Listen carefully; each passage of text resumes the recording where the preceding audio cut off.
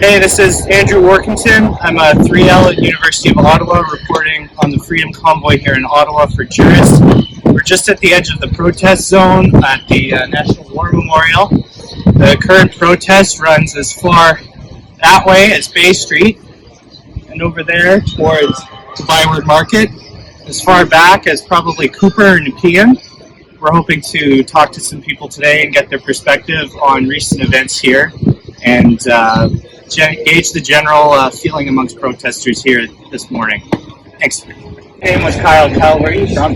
I'm from Toronto, but I live in Ottawa now. You live in Ottawa now? Yeah, just on the outskirts, yeah. Okay.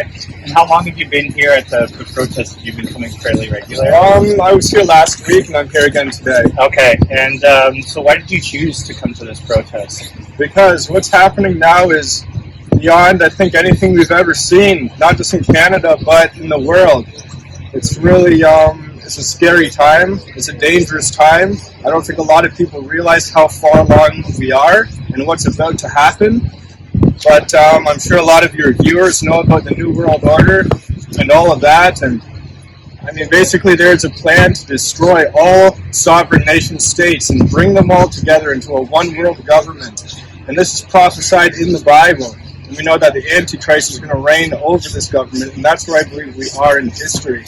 Okay, is that why you're carrying this cross? This is the only thing the enemy is scared of, is Jesus Christ. And what you mean by things to come and how far along we are, you're referring to the Antichrist? And yes, the book of Revelation. Okay, so specifically you find religiously this is why the mandates are wrong and why COVID is kind of... Well, I mean, there's a lot to talk about, but yeah, I do think that the mandates and the vaccine health pass and all of that, which isn't just being rolled out in Canada but worldwide, is a precursor to the mark of the beast system. Okay. And so, like, what's your... I guess what we're hearing is a lot of consent of the governed, so that this current government has lost the consent of the people that is governed. Do you have any comment on that? I have. Nobody trusts Trudeau, but I mean, we don't trust the Conservatives either. We don't trust the Liberals, we don't trust the Conservatives. They all seem to be on the same side. Ultimately, the same agenda goes forward, no matter who we elect. And I think this is why the movement's so powerful and why it's being felt around the world, because we know that it's the global powers have been taken over by Satan, and it's very evident now. But even if 80% of the population is vaccinated, do you still think you have the majority to say that the government doesn't have the consent of its populace? No, we don't have a majority with us. You're right, the government does have the consent, I think, probably of the majority of the people. Yeah, that's true. But you just don't agree with that? No, I don't agree. I don't agree with what they're doing. Okay. How have you found the atmosphere around here at the protest? Do you think the morale is getting stronger, or how do you think sort of those injunctions and attempts by the police to seize fuel, do you think that's had any effect on the protests? It doesn't look like it, and I'm actually really surprised how people are standing firm and they're not budging. I would have thought a lot more people would have been caving with because it's pretty serious, some of the stuff the government is saying, right? $100,000 fines, a year in prison. So yeah, it's pretty serious what they're doing. And people are the government's doubling down and the people are doubling down.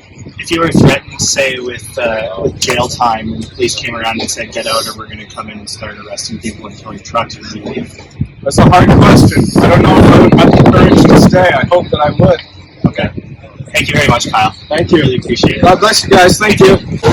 Nice to meet you. Abram. Abram? Yeah. Nice to meet you, Abram. Where are you from, Abram? I came up from Quebec City. Quebec City. Yeah, Okay. BC. Yeah. Okay. Originally from BC, though? Yeah. Alberta as well, Corrupts, everywhere in between. Yeah. And how long have you been here in Ottawa? I got here on the 27th. The 27th. So you've been here practically since day one. Yeah. And why did you decide to come? Why did you think it was so important?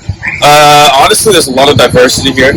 That was my biggest thing. I like to just express myself freely, and I felt like that was, slowly just getting harder and harder to do.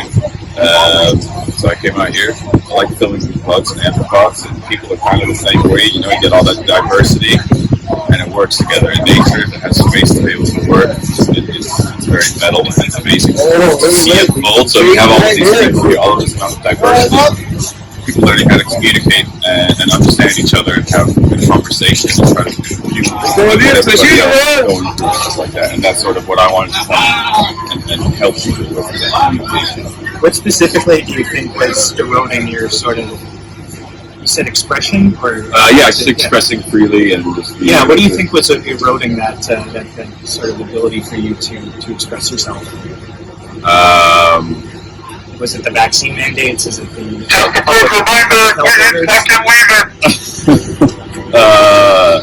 everything? Yeah, everything. You know, it's like if you look at history, you look at Europe. There's a big history over there in Europe, and just the medical mandates.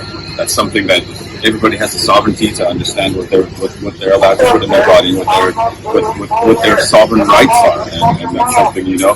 I gave myself 5 years. 5 years till the vaccines have enough data, and then maybe I'll seriously consider taking it, you know. But to have it come out so quickly at such a rapid rate, everybody's just okay. Let's all get it. You have to take a step back and realize what exactly is going on. Look at history. What is being told to us, and then and everything else sort of just falls into place after that. And it takes a lot of patience and time to understand a large pandemic, whatever political or spiritual views that come out from there. To do it so quickly, I just didn't feel good about it. Yeah. Okay. Yeah. Do you think that's had any impact on your charter rights at all? No, totally. Yeah, totally. Yeah. When I first got here, asking people there was a lady in Canadian Tire. I didn't know that the border was so close from Quebec to Ottawa. You drive 16 minutes, and then all of a sudden you're back in Quebec. So I didn't realize that, and I went to go. I had been in Walmart, and then I went to drive to Canadian Tire 16 minutes, and I wasn't allowed in. I didn't have a QR code, but I just wasn't allowed into a Walmart, right? 16 minutes away. So I had to drive to another Canadian Tire, and I had asked the lady there. I was like, "Hey, what do you think about COVID mandates and vaccines and stuff like that?" And it's just very open. Like, you can share, like, it's not political or anything like that. I just want to know, like, what do you feel? What do you think? And she said, I got my 2 vaccines, and I think everything was going to go back to normal. That's what I was told. That's what I thought. But everything's still closed, and all that. I can't go about myself freely. And if the majority of the population is vaccinated, why haven't things gone back to normal? Why are things still closed? I feel like I've been conned.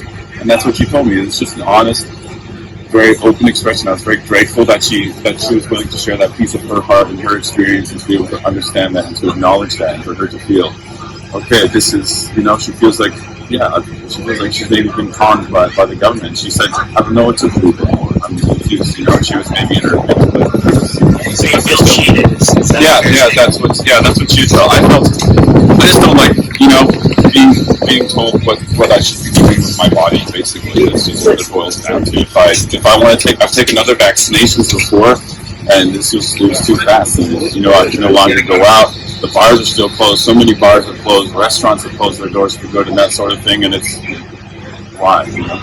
Why? So you tend to view your charter rights as more, I guess, absolute, if I would say, like very firm.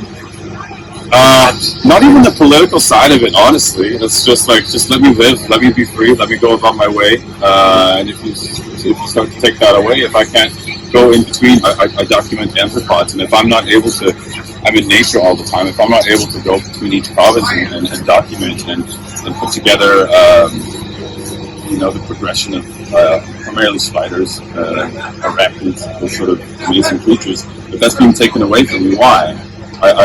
I got COVID from my doubly vaccinated roommate, and then I healed. I was sick for 14 hours. That was the Omicron, whatever you want to call it. And 2 days of rest, I was back to normal. But I still can't go work and stuff.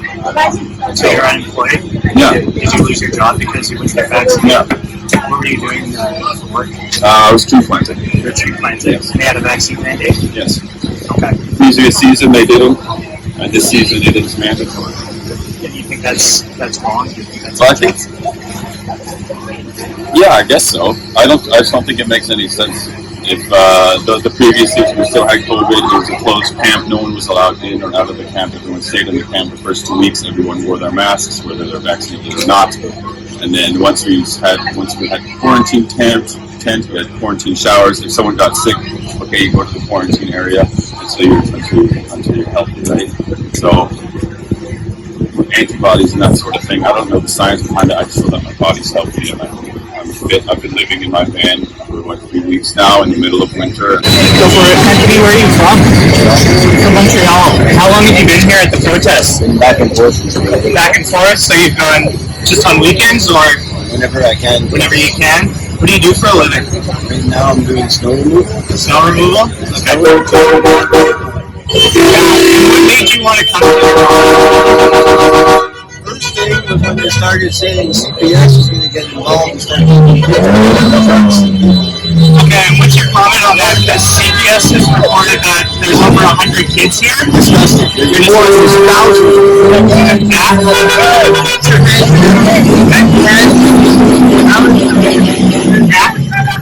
Have any concern about sanitation or the noise and the food levels that they're citing is potentially dangerous to the kids? Do you think it's the same place? What's the difference between And is there anything else you're here for? Any other reason why, or just to see my support?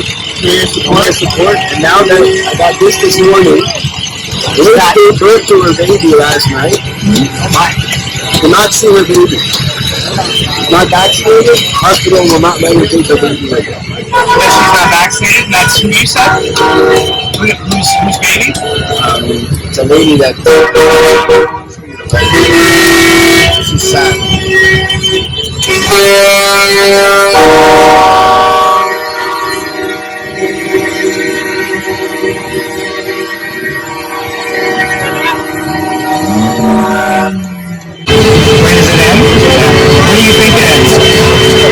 There's got to be some good.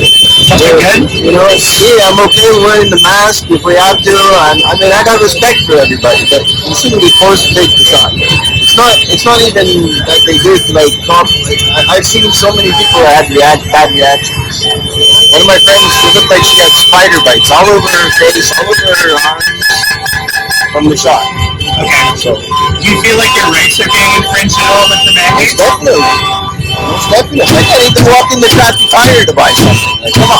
When you base that off of, do you think like your charter rights are very like absolute? You know what I'm saying?